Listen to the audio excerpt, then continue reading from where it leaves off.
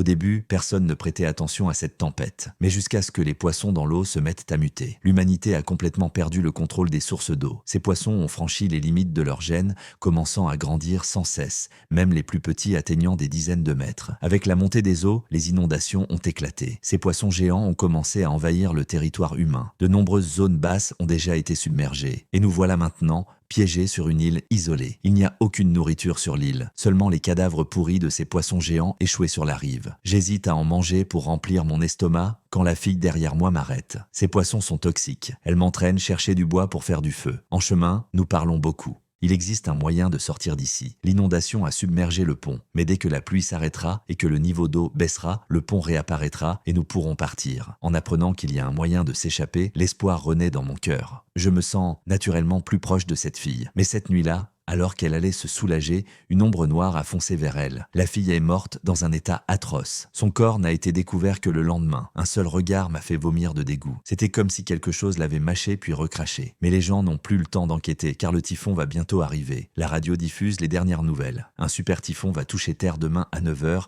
déferlant sur le globe entier. Le professeur analyse calmement. Pour bloquer les bancs de poissons venant de la mer, des barrages ont été construits en aval du fleuve Han. La tempête va donc faire monter le niveau du fleuve. Des murs ont été érigés pour isoler le fleuve Han. Cet endroit sera bientôt submergé. Il commence à rassembler ses affaires, prêt à chercher un endroit plus sûr. Certains acceptent de le suivre, d'autres n'y croient pas, pensant qu'il suffit de monter à l'étage. Avant de partir, je recouvre d'un vêtement le salaud qui m'a volé, le frappe violemment à la tête et récupère mon sac. Je décide de suivre le professeur. Notre groupe traverse les rues sous la pluie. Sans savoir où aller, mais le professeur semble avoir beaucoup lu. Il connaît mieux ses poissons. Le suivre ne peut pas être une erreur. Le signal de la radio est mauvais, la voix hachée, mais on comprend que la situation est pire que nous l'imaginions. En aval, au niveau du barrage, la scène est apocalyptique. Ces poissons géants, pour une raison inconnue, foncent tous vers cet endroit. Des centaines de poissons de dizaines de mètres se débattent sous le barrage. Le niveau d'eau menace de rompre la digue. Les gens sont forcés d'ouvrir la 9e vanne. Mais ce qui suit choque tout le monde. Une ombre noire surgit des profondeurs, faisant plusieurs kilomètres de long. Au même moment, nous arrivons à l'endroit indiqué par le professeur. Il y a caché un jet ski. Le plan du professeur est de quitter cette île. Bien que dangereux, cette île finira par être submergée. Seule la terre ferme est vraiment sûre. Demain matin, le professeur utilisera ce jet ski pour nous évacuer un par un. Mais tout le monde pense que maintenant est le meilleur moment. Les vagues se sont calmées. Si le typhon arrive demain, comment prendre la mer? Mais le professeur insiste pour attendre le jour. Il dit que la nuit, la mer est encore plus dangereuse. Mais en temps d'apocalypse, plus terrifiant que la catastrophe, c'est toujours le cœur des hommes. Après le départ du professeur, j'aperçois clairement 3 personnes complotant quelque chose. Au milieu de la nuit, je suis réveillé par un bruit. Au crépuscule, j'avais vu quelqu'un avec un couteau rôdant près des dormeurs. Il s'approche lentement de moi. Je saisis une pierre, prêt à agir. Mais à cet instant, les hommes dehors démarrent le jet ski. L'homme se retourne et se précipite dehors. Ce seul moyen de transport ne peut être volé. Je le suis, mais trop tard. Ils ont déjà disparu dans la mer obscure. Mais à ce moment, un bruit énorme résonne sur la mer. Oncle Jiang apparaît, lampe torche à la main. Sa poitrine semble avoir été poignardée. Il allume une fusée éclairante et la lance vers la mer de toutes ses forces.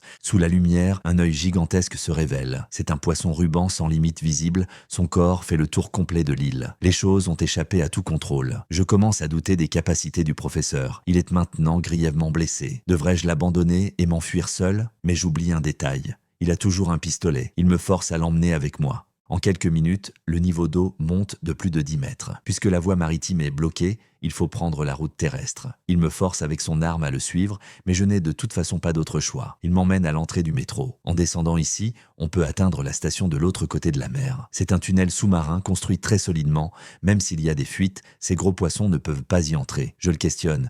Même si on traverse, comment savoir s'il y a un chemin de l'autre côté? Mais le professeur en est certain, car à l'origine, c'est par là qu'il est venu. Je le suis dans le sombre passage souterrain. Peut-être à cause de l'obscurité, le chemin semble interminable. L'eau suinte constamment des murs, goutte à goutte, sans arrêt. L'état du professeur empire. Il peut à peine marcher, je ne sais pas combien de temps s'est écoulé. L'eau bloque notre chemin. Le professeur allume une fusée éclairante. Les murs sont couverts d'œufs de ces poissons monstrueux. Effrayé, je recule d'un pas. Écrase accidentellement un œuf. Le liquide visqueux me fait glisser et je tombe dans l'eau. Instantanément, l'eau se met à bouillonner, d'innombrables poissons foncent vers moi, se faufilant frénétiquement dans mes vêtements, me mordant sans cesse. La douleur me fait rouler par terre, j'essaie de les chasser mais un poisson mord ma main. Dans l'urgence, le professeur tire sur ma main. Les poissons, effrayés, s'enfuient dans toutes les directions. Nous nous soutenons, mutuellement, cherchant un autre chemin. Plusieurs doigts en moins, le dos me fait terriblement souffrir. Mais le professeur ne cesse de me réconforter. « Tiens encore un peu ?» À l'hôpital, tout ira mieux. Je ne sais combien de temps s'est écoulé, une lumière apparaît enfin devant nous. Nous atteignons la terre ferme avec succès. Mais en sortant, le spectacle nous choque à nouveau. Un poisson ruban géant s'est échoué sur la plage,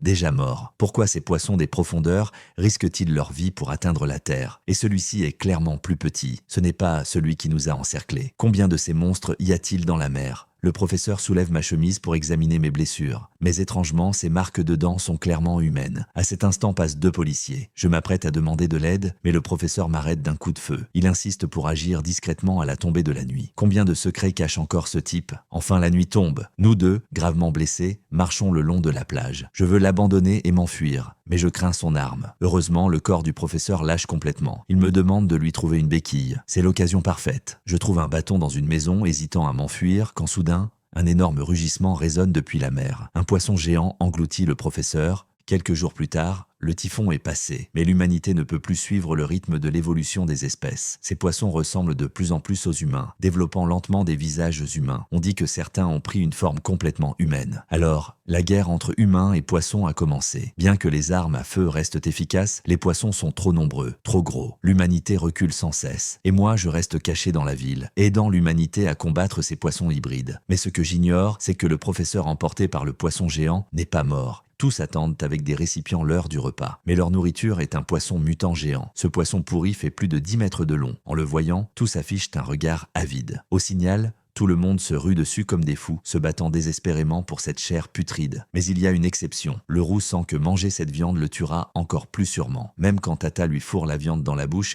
il la recrache discrètement. Voyant Tata manger avec délice, il ne peut s'empêcher d'être pris de nausées. Car ses parents sont morts d'avoir mangé ce poisson. Cette femme n'est pas sa mère, juste une voisine qu'il connaît bien. Avant de mourir, ses parents sont devenus bizarres, comme s'ils perdaient la mémoire, comme atteints de démence. Mais avec ses jambes handicapées, il ne peut absolument pas survivre seul dans l'apocalypse. Alors il a pensé à la voisine d'à côté. Elle a aussi mangé ce poisson.